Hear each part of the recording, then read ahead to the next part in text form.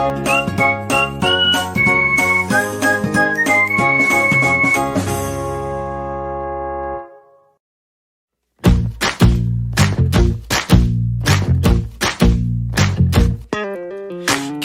bisa bersama mengubah dunia. Percaya pada diri demi cita-cita.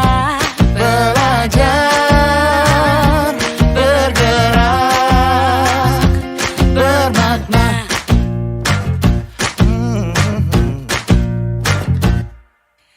Aku bisa belajar dari ilmumu. Oh, kamu bisa belajar dari yang ku tahu. Belajar, bergerak, bermakna. Yeah. Semua murid, semua guru, semua murid, semua guru, semua murid, semua guru, semua murid, semua guru, semua murid, semua guru, semua murid, semua guru. Meski berbeda.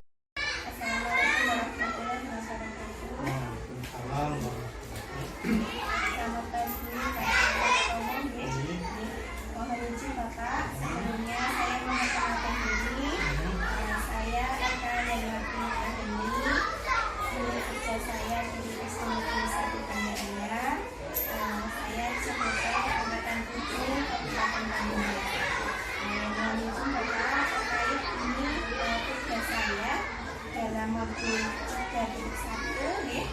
Saya diberikan tugas untuk mewawancarai kepala sekolah di lingkungan sekitar untuk berkaitan dengan pengambilan keputusan berbasis nilai-nilai kebijakan. Ini ngomong Langsung saja kita pertanyaan yang pertama, bagaimana Bapak sebagai pemimpin di sekolah ini di SD Negeri 2 Hanura mengidentifikasi sebuah kasus untuk membedakan apakah kasus tersebut itu merupakan dilema etika, apakah kasus tersebut itu merupakan tujuan moral. itu pertanyaan moral kasus ini itu menurut saya itu caranya juga ya. Cara yang saya lakukan itu untuk dapat membedakan kasus tersebut mungkin yaitu apabila itu dilema etika ya, maka kasus tersebut dihadapkan pada benar dengan benar, dan apabila kasus tersebut merupakan rujukan moral, maka dihadapkan salah satu sisi benar dan satu sisi salah. Itu menurut Bapak, jadi apabila dilema etika itu dihadapkan dengan benar dengan benar, kemudian apabila kasus tersebut merupakan tujuan moral itu dihadapkan dengan salah satu sisi benar dan salah satu sisi salah. Baik Bapak, ini saya lanjut ke pertanyaan kedua nih Pak. Sebagai pemimpin di sekolah Bapak nih, selama ini pengambilan keputusan yang Bapak lakukan untuk menyelesaikan kasus-kasus di sekolah Bapak ini seperti apa? jadi pengambilan keputusan Dalam pengambilan keputusan. ini jenis pengambilan keputusan yang mungkin dapat saya lakukan. Tentu saja saya awali dengan mengidentifikasi masalah yang ada, kemudian setelah itu mengumpulkan bukti-bukti ataupun fakta-fakta kejadian untuk mencari sebuah solusi atas kasus yang terjadi dengan berbagai macam pertimbangan itu. Baik Pak, jadi ketika ada kasus, hal pertama yang dilakukan adalah diidentifikasi ya Pak kasusnya, kemudian dikumpulkan fakta-fakta yang mendukung, kemudian dari fakta-fakta dan bukti-bukti itu nanti akan dicarikan solusi dengan berbagai pertimbangan yang ada. Kemudian Pak yang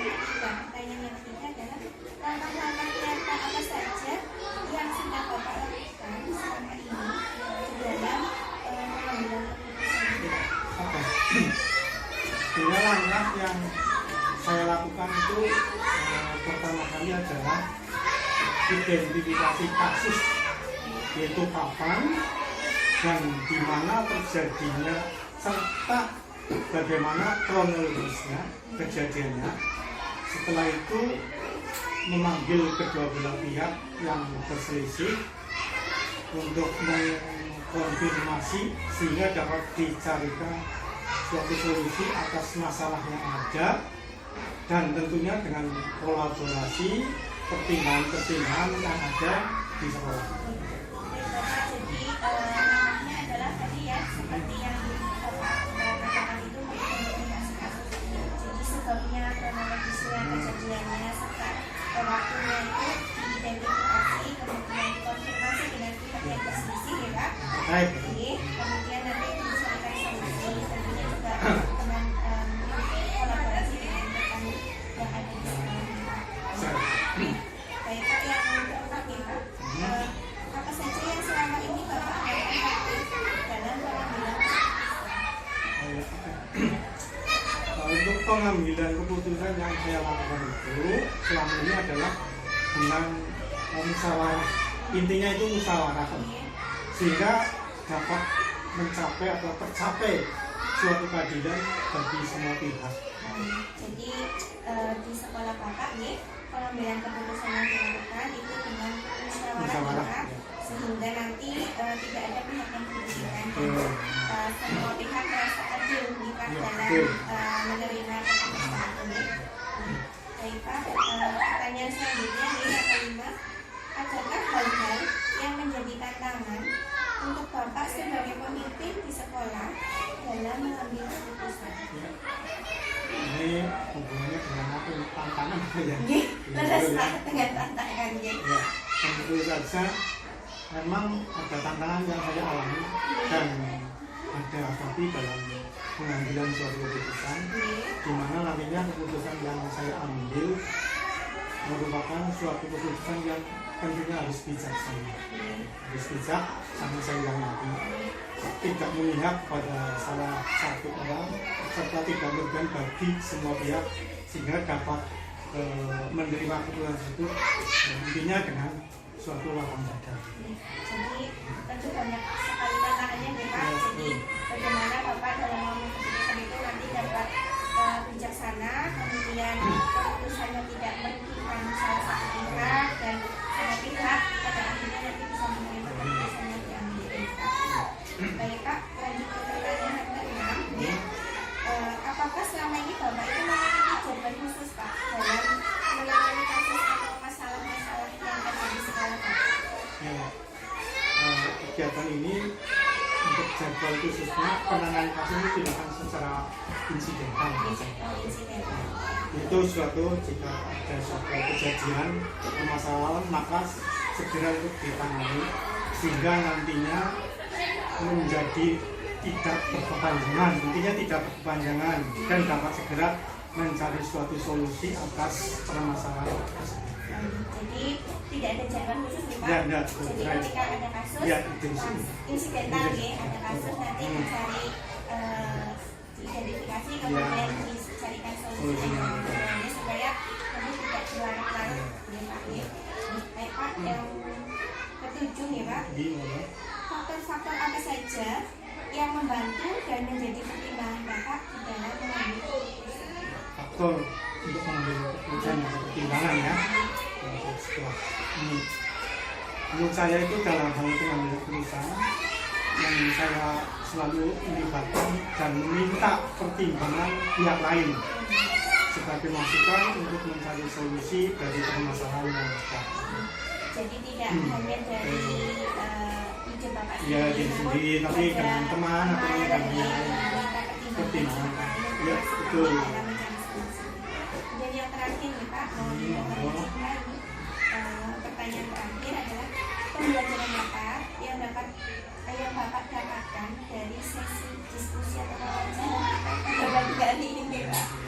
Pembelajarannya, intinya setelah kita melakukan suatu wawancara, ya banyak sekali lah hal yang saya peroleh dengan diskusi ini bersama ini, bahwa dalam pengambilan keputusan sebagai seorang pemimpin yang bertuakan. Setelah ini kita harus dapat bijaksana dengan mempertimbangkan prinsip atau paradigma dan langkah pengambilan keputusan itu sendiri, sehingga nantinya keputusan yang diambil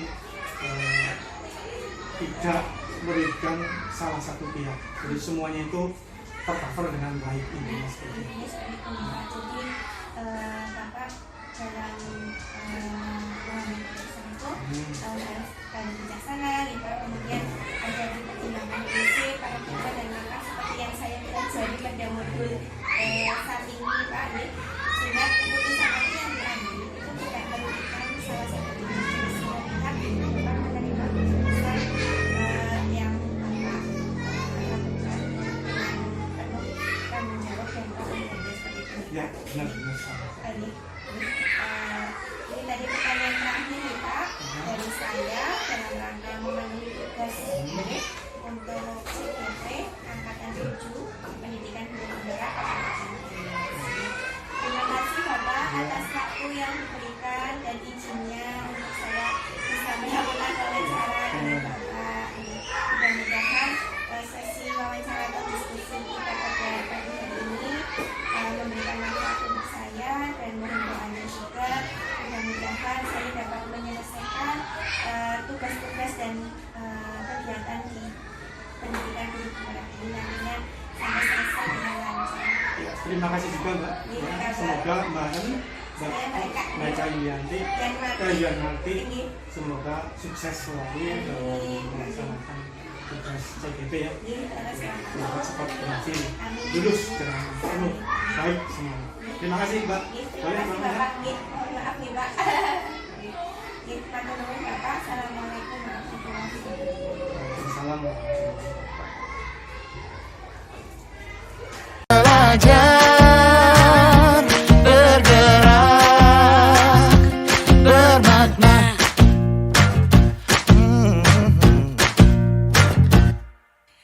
Aku bisa belajar dari ilmumu. Oh, kamu bisa belajar dari yang ku tahu. Belajar, bergerak, bermakna. Yeah. Semua murid, semua guru